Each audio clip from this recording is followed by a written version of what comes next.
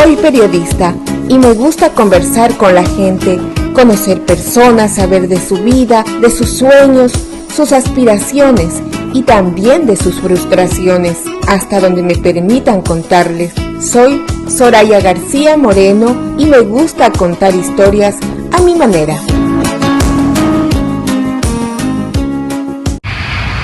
Hola amigos oyentes, desde Toronto, Canadá para el mundo, les damos la bienvenida a su programa quincenal, Entrevistas a mi manera.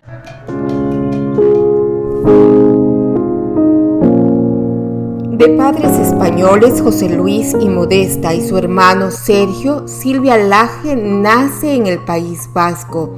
Vive en San Sebastián, en España, en una familia férreamente unida por el amor, que a pesar de la distancia continúan disfrutando de las Navidades y el verano todos juntos. Llega a Canadá hace 9 años por razones de trabajo. La empresa para la cual trabaja su esposo Juanjo, electricista de tuneladora, lo traslada hasta Toronto, Canadá. Por lo tanto, Silvia Laje llega en familia con sus hijos, Geray de 16 años y Nayara de 12 años. Este traslado se convertía en una buena alternativa para la salud de su niña, ya que ella nació con ciertos problemas de salud. Comienza a buscar por todos los medios la posibilidad de mejorar la calidad de vida de los suyos. Es así como llega a una iglesia de habla hispana, donde daban seminarios de desarrollo personal, liderazgo para parejas, familia, manejo y tipos de temperamentos, entre otras terapias emocionales. Al realizar todos esos cursos que recibió sobre desarrollo personal y ver que se daban tantos milagros en la vida de Nayara, su hija, se enamoró de la vida de meditación, oración. Así que continúa estudiando y compartiendo mucho tiempo con los profesores y pasó a convertirse en una de ellos, certificada por John Maxwell y Wellspring como coach espiritual y de vida, experta en liderazgo. Silvia Laje es gerente de la Guía Magazine y por otro lado está el trabajo como coach y conferencista a través de las redes o directamente con las personas. En la misma línea maneja práctica en misiones, por lo que ha viajado a Colombia, Calgary, London, México, para ayudar a otras organizaciones con las leyes espirituales, el poder del perdón, liderazgo, emprendimiento, entre otras. Se complementa con su proyecto denominado Diséñate, adoptando caminos de éxito, y se encuentra trabajando en su propia empresa Silvia Laje, viviendo intencionalmente. Silvia, coach espiritual, trabaja con jóvenes y adultos. En la actualidad, en esta época de pandemia, nos comenta que los casos más peculiares son las preocupaciones en el temor a la enfermedad y a la crisis económica. Uno de los proyectos que atesora y por el cual se siente inspirada es para iniciar la elaboración de un libro de su autoría sobre la historia de su hija Nayara. Silvia Laje hoy está con nosotros para contarnos más de su historia. Silvia, bienvenida al programa Contando Historias. Cuéntanos cómo te ha parecido toda esa época y en estos momentos cómo estás tú personalmente con la pandemia, cómo has visto la vida desde este punto de vista. Hola Soraya, muchas gracias por la invitación, un placer estar aquí hoy contigo conversando y con la audiencia. Realmente es un tiempo en el que toca reinventarse, un tiempo en el que creo que muchos lazos familiares se han unido a pesar de la distancia o a pesar de que no podemos regresar a nuestros países por las situaciones que se están viviendo, pero los medios de comunicación nos han brindado la oportunidad de conectarnos más a menudo, incluso con nuestros familiares, participar a veces en situaciones como cumpleaños o fiestas en las que antes no hemos podido hacerlo. Entonces, trato de ver siempre el lado positivo de las cosas. Silvia, Cuéntanos un poco de tu historia. Este programa justamente es para ver y para conocer sobre la realización de personas hispanoamericanas que han llegado a este país, a Toronto, a Canadá, y se han logrado realizar dentro de su profesión o simplemente de su vida misma. Cuéntanos cómo era tu vida en España y cómo surgió la idea de venir a este país. Ok, yo realmente nací en León, pero pues muy pequeñita me fui a vivir a San Sebastián. Entonces, somos una familia muy unida, mis padres, mi hermano y yo. Pues yo creo que prácticamente me crié como se están criando mis hijos aquí en Toronto. Compartíamos mucho juntos, mi padre era además monitor de tenis, mi hermano competía en tenis y mi padre era su entrenador. Una vida yo creo que viví bien, no tengo malos recuerdos de mi infancia y sí recuerdo mucho la unidad entre mi hermano, mis primos, pasar mucho tiempo juntos, disfrutar, irnos de camping y de pasar las navidades con mis abuelos, con mis tíos. Sí, lo que más recuerdo de mi infancia es compartir tiempo. Bueno, ¿y cómo era en esos tiempos donde tú te desarrollabas? Ya en San Sebastián, ¿cómo era la escuela? ¿Cómo era la vida diaria? ¿Qué era lo que te gustaba de tu país, de tu ciudad de origen? Me gustaba mucho la playa. San Sebastián es una ciudad muy multicultural, es un estilo a Toronto, pero más pequeña. La gente, pues estamos muy cerquita de Francia, como a 15 minutos, entonces es un lugar turístico donde va mucha gente, un lugar muy limpio, muy educado. Esa sería como toda la parte buena que tenía la ciudad. La parte mala es que cuando yo era pequeña había terrorismo. Entonces, pues esa parte entristecía bastante la situación. No puedo decir que viviera una situación complicada con el terrorismo, pero sí era algo que enturbiaba el hecho de que a veces cuando la gente venía, pues se sentían un poquito inseguros en la ciudad. Con el tiempo todas esas situaciones se fueron calmando, entonces ayudó a que la ciudad siguiera prosperando. Y es un lugar donde se celebra el Festival de Cine Europeo, un lugar donde hay fuegos artificiales de competición para muchos países, donde hay muchos conciertos y eso provocaba que yo fuera una niña que tuve muchas actividades extraescolares, ballet, gimnasia rítmica, toqué el acordeón, cantaba en un coro, solfeo. Provocó que todo lo que de alguna forma inundaba la ciudad multiculturalmente también me afectara a mí. ¿Cómo te ibas inclinando dentro de los estudios? ¿En qué destacabas? ¿Cuál era tu idea de formación? Porque justamente en la niñez, en la adolescencia es cuando uno comienza a formar sus sueños, comienza a edificar lo que quiere ser en el futuro. ¿Cómo te organizabas tu vida para el futuro o nunca la viste de esa forma? Ok, lo que más siempre me gustó fue enseñar. Yo amo enseñar y aprender. Las dos cosas siempre han ido de la mano. Entonces he sido de las que siempre que encontraba un libro me encantaba leer libros, aprender, muy autodidacta y además todo lo que yo aprendía siempre me gustaba enseñarlo. Entonces creo que en mi mente siempre estuvo el hecho de ser profesora, aunque al final terminé siendo auxiliar de enfermera. Y también como me casé muy pronto, o al menos me fui a vivir muy pronto con mi esposo, provocó que mi vida empezara a girar más en torno a la de él, por el hecho de que él tenía que desplazarse por su trabajo y me impidió un poco también el centrarme en mi vida laboral porque eran incompatibles. Bueno, ya viene aquí entrelazándose tu vida de servicio, tu formación y esa idea de prosperar. Pero a eso tú me cuentas, cambió tu vida. Tuviste pareja, me imagino que surgieron los hijos. ¿Cómo también surge ya con ese cambio de vida, con ese nuevo horizonte, la idea de viajar? ¿Estuvo en tu mente venir acá a Toronto, a Canadá? Ok, en realidad nuestra idea nunca fue salir de España. Nosotros vivíamos bien en España. Yo conozco a mi esposo desde que teníamos 12 años.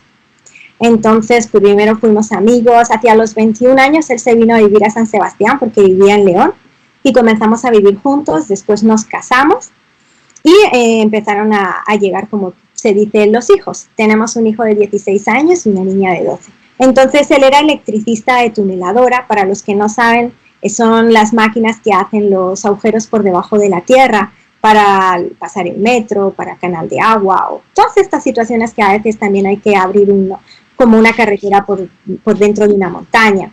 Y él siempre se dedicó a eso y eso implicó que nosotros teníamos que movernos alrededor del mapa de España en función de dónde se estaban realizando esos trabajos. Entonces, se puede decir que le he seguido durante toda mi vida. Desde que tengo 21 años, he seguido sus trabajos hasta aquí. Cuando tuvimos el primer hijo, pues sabíamos que más tarde o más temprano nos tendríamos que asentar en algún lugar. Pero ya cuando nació Nayara, Nayara tiene 12 años, ella nació muy enferma. Nació con muchas dificultades médicas y a pesar de que en España buscamos mucha ayuda, no había ayuda. No había una solución para su problema. Y en un momento determinado, cuando ella tenía casi 4 años, la empresa española para la que trabajaba mi esposo nos comenta que hay muchos proyectos fuera de España y entre uno de ellos está Toronto, Canadá, para hacer los nuevos túneles para el subway, para el metro. Y nosotros pensamos que sería una buena oportunidad para pedir una nueva revisión médica para nuestra hija y ver si realmente no había nada que hacer o se podía hacer algo. Esa fue la motivación con la que llegamos a Toronto. Una mujer con una mentalidad profesional de maestra, auxiliar de enfermería. ¿Y cómo se da? ¿Cómo llegaste a Toronto? ¿Cómo viste la ciudad? Tu llegada era diferente, era un profesional invitado con la familia. Llegamos con muy buenas condiciones, nos ubicaron en un condo, teníamos coche, teléfono, seguro médico, todos los gastos pagados, viajes a España 2 veces al año para toda la familia. Realmente era porque había pues una necesidad en Toronto de la especialidad del trabajo de mi esposo, con lo cual él vino con muy buenas condiciones. Y ese sueño duró 3 años. Es decir, el sueño americano nos duró 3 años. Realmente miramos todos los hospitales y no encontramos ninguna solución para Nayara. Los resultados médicos fueron exactamente los mismos que en España. Pero igualmente tuvimos que tomar la decisión de si nos queríamos quedar aquí al acabar los 3 años o regresarnos a otro país que era donde nos destinaba la empresa de mi esposo. Y quedarnos supuso que tuvimos que perderlo todo. Y entonces se acabó el sueño americano. Lo perdimos todo. El coche, los viajes, el condo, la gasolina, el teléfono. Perdimos absolutamente todo. Y durante 3 meses mi esposo se quedó además sin trabajo. No teníamos recursos económicos, teníamos que vivir de nuestros ahorros. Pero pues mucha gente nos pregunta por qué tomamos esa decisión. Y la tomamos porque habíamos empezado a acudir a una iglesia donde empezamos a formarnos espiritualmente. Empezamos a vivir una nueva vida. Y a raíz de eso comenzamos a ver muchos cambios en nuestra hija. Lo interesante también es que ya comenzaban con la necesidad a buscar alternativas y siempre latente la esperanza de mejorar la calidad de vida de tus hijos. Porque en la calidad de vida del uno está toda la familia. Si está bien un hijo, están bien todos. Miraste una opción de vida y de desarrollo personal. Precisamente de aquí va surgiendo la necesidad de tu profesión. Así es, todo fue como dándose poco a poco. La realidad es que pues ya no teníamos esperanzas para nuestra hija. Ella tenía como unos 15 diagnósticos médicos y entre ellos había 2 trastornos genéticos que implicaban además que como ella era única en el mundo, los médicos no podían tratarla, no había más, más personas con ese mismo trastorno como para tener una referencia de cómo ayudarla. Prácticamente no había ningún tipo de ayuda. Y conocimos a una mujer mexicana que se llama Araceli y nosotros no íbamos a ninguna iglesia, no creíamos en Dios, pues no estábamos en ningún lugar ubicados, por decirlo de alguna forma, espiritualmente. Y ella nos habló de que Dios podía sanar a las personas, que cuando uno tenía fe, que cuando oraba, que cuando se alineaba. Bueno, nos habló de muchísimas cosas. Realmente yo no quería ir a la iglesia, pero ella me dijo una cosa que cambió mi vida, y fue: porque tú no creas en Dios, le vas a quitar la única oportunidad que le queda a tu hija. Entonces eso fue muy impresionante para mí y tratamos de probarlo. Pensé, bueno, no tenemos nada que perder. Y en ese desarrollo en la iglesia comenzamos a formarnos. ¿Cómo? Aprendimos sobre el perdón, aprendimos a conocernos mejor, mi esposo y yo, los temperamentos, los lenguajes del amor, aprendimos sobre nuestras fortalezas, las perspectivas en las que cada uno de nosotros pensamos. Cómo todo eso pues nos dio una sanidad interior y por supuesto la oración, la relación con Dios que empezó a cambiar todo en Nayara.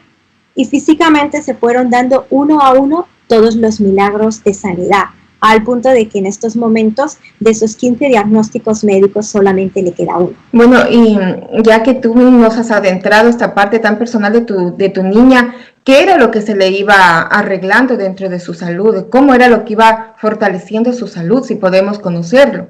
Claro, Nayara tenía 2 trastornos genéticos del cromosoma 16 y 17. Aparte, ella nació con agujeros en el cerebro, un cerebro poliquístico que provocaba que las conexiones neuronales no se dieran bien, se iban a perder las neuronas.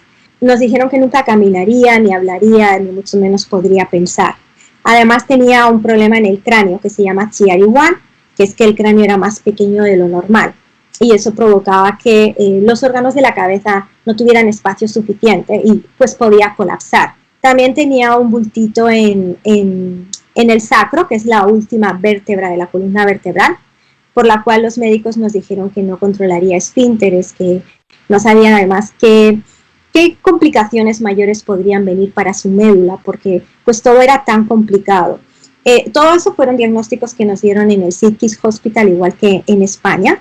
También le diagnosticaron retraso de crecimiento. A la edad de 3 años, no, a la edad de 7 años y medio, ella tenía una altura de 3 años. Nos dijeron que ya no iba a crecer más. Le diagnosticaron retraso cognitivo, le dieron un coeficiente intelectual de un 1%. Hipotomía, que es que sus músculos eran más débiles de lo normal. Le diagnosticaron autismo en el Holland-Bloorview. Tenía también muchos trastornos compulsivos de repetición. Nos dijeron que se quedaría ciega en España porque su retina estaba afectada, tenía lesiones. Todo un caos. Absolutamente. ¿Y cómo se fue perfilando, cómo fue ajustándose toda su anatomía al desarrollo con que ya en este momento está ya desenvolviéndose? Creo que una de las cosas que nosotros hicimos, aún no siendo cristianos en aquel momento, cuando ella nació, fue no contarle a nadie el problema que la niña tenía. Eso es importante. Partimos de la base de que no se lo contamos casi ni a nuestras familias. Prácticamente nadie sabía nada. Mis padres sabían que la niña tenía algún problema, pero no profundizamos en empezar a dar diagnósticos y a dar declaraciones nosotros que pensábamos que la podían atar. Entonces mantuvimos el diagnóstico totalmente en secreto para todo el mundo y comenzamos a declarar que ella estaba sana. Por supuesto, siempre hemos seguido las indicaciones de los médicos, hemos ido a los hospitales, hemos sido muy responsables con todas sus terapias, pero lo hemos acompañado de oración, de fe y de cambios en nosotros. Y del poder del pensamiento. Tú me estás indicando en este momento que los pensamientos que nosotros desarrollamos y emitimos se vuelven fuerza y realidad. Indícanos sobre esto. Bueno, nosotros sabíamos que todo, además lo que se declara, se le da un poder. Y no queríamos tener que estar de alguna forma luchando contra todo lo que nosotros estuviéramos diciendo simplemente por informar a las personas. Entonces optamos por guardar silencio, con lo cual de alguna forma Nayara nunca recibió la idea de que ella estaba enferma, porque nadie le podía dar esa información.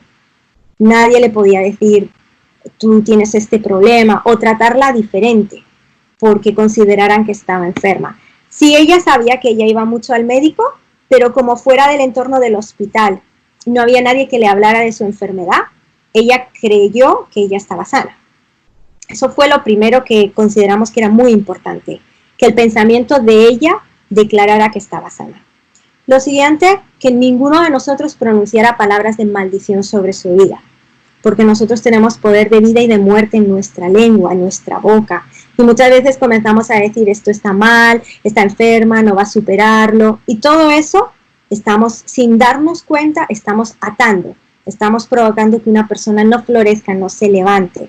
Entonces optamos por utilizar lo contrario. Ella está bien, cada día está mejor, cada día está más sana. Sí, y empezar a declarar siempre cosas positivas sobre su vida. Y aún no viendo, nosotros decíamos, está en el proceso de, ella está en el proceso de crecer, ella está en el proceso de mejorar su inteligencia, ella está en el proceso de sanarse de esto. Y una vez comenzábamos a ver un simple avance, ya declarábamos que estaba sana. comenzaron a creer en su recuperación porque ustedes sabían que lo iba a lograr su hija. Ahora indícanos, a la final ella, tú me dices, quedó únicamente con secuelas de su enfermedad, que a la final no se sabe qué enfermedad tuvo, porque fueron tantas las cosas que le afligían. La realidad es que cuando nosotros decimos que ella está sana, lo decimos porque los hospitales determinaron que lo está, no porque nosotros lo digamos. Hemos sido muy responsables en tener siempre el diagnóstico médico, tanto cuando fue negativo como cuando fue positivo. Entonces, cuando yo digo que el cráneo le creció, el Chiari-1, lo digo porque el psiquis determinó que su cráneo creció. Cuando digo que ya no tiene autismo, lo digo porque el Holland Bloorview, el hospital, determinó que no hay autismo. ¿Sí? Su coeficiente intelectual era de un 1%. Yo en estos momentos no puedo decir que ella está sana, porque por toda la pandemia se paró que le iban a hacer otro coeficiente intelectual y otro estudio para determinar en qué nivel se encuentra. Entonces, ese apartado yo no puedo decir en estos momentos que ella está sana, pero sí puedo decir que ella lee, que escribe, que habla inglés y español perfectamente, que toca el piano, que nada. Entonces, eso me da la indicación de que ella puede que todavía no esté en el nivel perfecto, pero está en el nivel para una vida normal. Entonces, somos muy responsables al hablar de sanidad y nunca lo declaramos para una entrevista, el decir esto ya está si no tenemos el documento médico. Entonces, estamos esperando por ese documento, pero el resto tenemos todos los documentos que determinan que ella está sana. La palabra y la declaración da fuerza, ella es normal. Ahora, Silvia, tú nos indicas con todo esta experiencia que tuvo tu vida, llegó también tu profesión. ¿Cómo la fuiste organizando, armando para ponerla al servicio de los demás? Porque es una base la experiencia que tú has tenido para poderla aplicar a la comunidad y ayudar a quienes necesitan. Ok, pues yo creo que fue poquito a poco, ni siquiera fue planeado. En un primer momento, yo soy sincera cuando digo que fue en base a mi hija, a mi familia. Entonces, lo que ocurrió fue que cuando yo entro en esta iglesia que tiene muchos cursos que empiezan a enseñarnos sobre el poder de la oración, el poder de las palabras, comienzan a enseñarnos sobre los temperamentos, las diferentes formas de perspectiva, el perdón, a mí me encantaba aprender y a mí me gusta enseñar. Entonces, eso hizo que yo me enamorara. Me enamoré de todo, de la oración, de Dios, de todos los cursos y siempre estaba al lado de todos los profesores.